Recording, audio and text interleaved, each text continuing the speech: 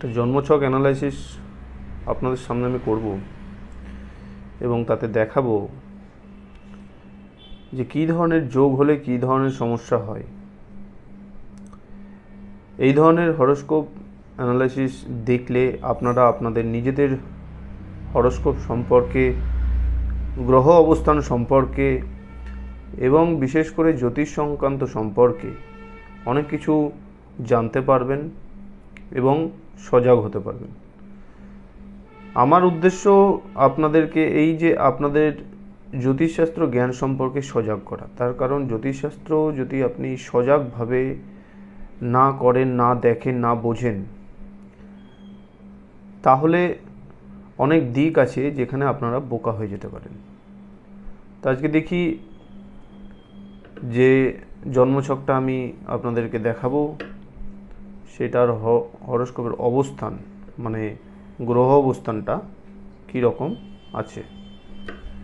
তো প্রথমে আমরা যেরকম জন্মছকের যে ঘর, সেই ঘরের প্রত্যেকটা 12টা রাশি টেনে নিলাম।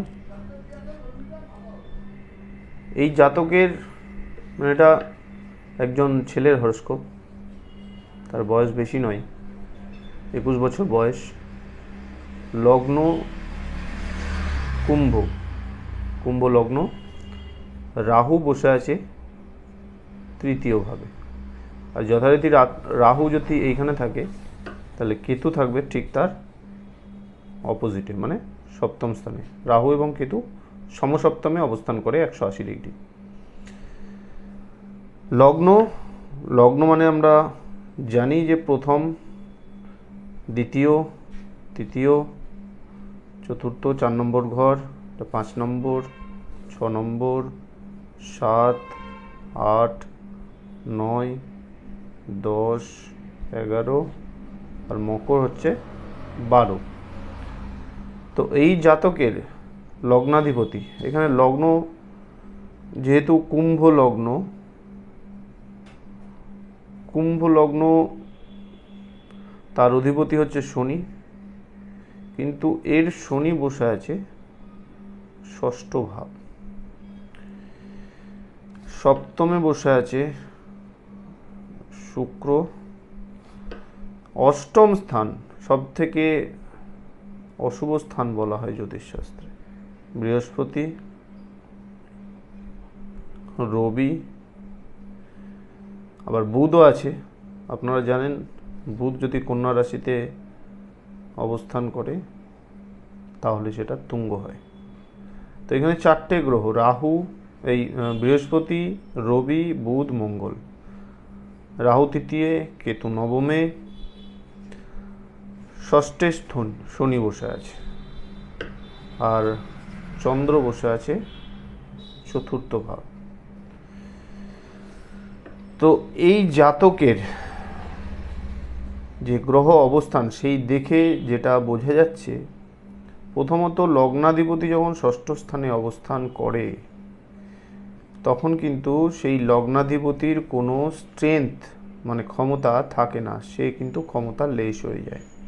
কিন্তু এখানে লগ্ন যেহেতু ইম্পর্টেন্ট একটা বিষয়, জন্মছকের লগ্ন সব থেকে গুরুত্বপূর্ণ একটা বিষয়, কারণ লগ্নকে বাদ দিয়ে আমরা কিছু করতে পারি না। যত যা কিছু উপায় প্রতিকার হয় তা কিন্তু লগ্ন দিয়ে হয়, আর এই লগ্ন নির্ধারণ হয় সময় দিয়ে, যে জন্ম সময় কী আছে। তো এটা একটা অশুভ হয়ে গেল, শনি এখানে অশুভ হয়ে গেল। সেকেন্ড হচ্ছে লগ্নের সবথেকে গুরুত্বপূর্ণ যে গ্রহ সেটা হলো মঙ্গল। কেন মঙ্গল আপনারা এক্ষুনি জানতে পারবেন, কারণ মঙ্গল হচ্ছে দশমপতি এবং তৃতীয়পতি। তৃতীয় মানে মেষ, দশম মানে বৃশ্চিক, তার অধিপতি মঙ্গল অষ্টমে বসে আছে। ভালো গ্রহ এখানে অষ্টম স্থানে খারাপ হয়ে গেছে। খারাপ হয়ে যাওয়াতে মঙ্গল অষ্টমে বসে থাকার জন্য এখানে কিন্তু লগ্ন থেকে অষ্টমে আছে দেখে নিন, সেই জন্য এ কিন্তু মাঙ্গলিক হয়ে গেল। অষ্টমে মাঙ্গলিক, মঙ্গলের দৃষ্টি দ্বিতীয় স্থানে পড়ছে, এটা সব থেকে খারাপ মাঙ্গলিক বলা হয়। তার মানে জাতকের বিবাহজনিত সমস্যা বা বিবাহের পরে সমস্যা সাংসারিক জীবনে অশান্তি এবং প্রথম ম্যারেজ লাইফ খারাপ যাওয়ার সম্ভাবনা বেশি। একটা কথা মনে রাখবেন, জন্মছকে যা কিছু অশুভ হয় সেগুলো কিন্তু ইন্ডিকেট করছে। সঠিক সময় সচেতন হয়ে যদি তার প্রতিকার, তার উপায়, তার মন্ত্রজপ, তার মেডিটেশন, তার দান করা হয়, তাহলে কিন্তু এই খারাপ অবস্থানকে অনেকাংশে 80 to 90% লাঘব করা যায়। তো সেই ক্ষেত্রে খারাপ যদি গ্রহের অবস্থান হয়ে থাকে সেটা ভয় পেয়ে লাভ নেই, সেটার জন্য সজাগ হতে হবে, সচেতন হতে হবে। এবার কতজন সচেতন হতে পারে এটাই হচ্ছে প্রশ্নের বিষয়। তো এখানে মাঙ্গলিক যোগ, মঙ্গল এখানে অশুভ হয়ে গেল, দ্বিতীয় মঙ্গল অশুভ। তৃতীয় হচ্ছে বৃহস্পতি, বৃহস্পতি অষ্টম স্থান, একাদশপতি হচ্ছে এখানে বৃহস্পতি, দ্বিতীয়পতি বৃহস্পতি, বৃহস্পতি অষ্টমে থাকার জন্য ব্যয় হয়ে যাবে। এই জাতকের কারণে ব্যয় হবে বা আমার বা হচ্ছেও আমি জানি। আর এই বৃহস্পতি কিন্তু জাতকের পরবর্তীকালেও ইনকাম যখন জাতক করতে শুরু করবে তখনও কিন্তু প্রচুর ব্যয় শুরু করবে। তার কারণ বৃহস্পতি দ্বিতীয়পতি এবং একাদশপতি, মানে ইনকামের অধিপতি। তো এখানে ব্যয় প্রচুর হবে। অষ্টম স্থানে যে কোনো গ্রহ অবস্থান যদি করে সেটা খারাপ হয়, কিন্তু এইখানে বুধ স্বক্ষেত্রে অবস্থান করছে এবং তুঙ্গ ঘরে, তো বুধ এইখানে ভালো হয়ে গেল। আর বুধ ভালো হওয়ার জন্য কিন্তু জাতক বুদ্ধিমান, তীক্ষ্ণ বুদ্ধি সম্পন্ন হবে। শুধুমাত্র সচেতনতার প্রয়োজন, যদি সচেতনতা থাকে এবং রাখে তাহলে এই জাতক কিন্তু প্রচণ্ড জ্ঞানী হবে, ধার্মিক হবে এবং আধ্যাত্মিক জগতে নাম করবে।